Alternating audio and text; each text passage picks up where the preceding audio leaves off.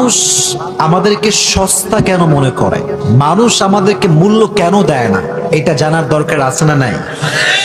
একটু কনসেন্ট্রেট করেন।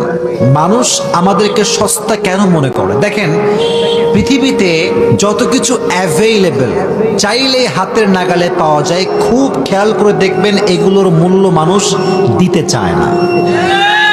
For example, নাও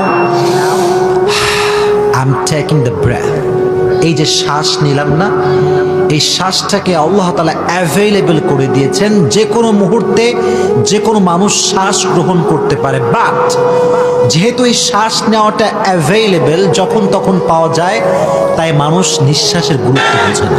আবার দেখেন, প্রচুর পরিমাণে অলওয়েজ বৃষ্টি হচ্ছে বৃষ্টি হচ্ছে বৃষ্টি হচ্ছে, মানুষ বৃষ্টির মূল্য হারিয়ে ফেলবে। আবার যদি হঠাৎ করে বৃষ্টি শেষ, প্রখর রোদ, খালি খরা আর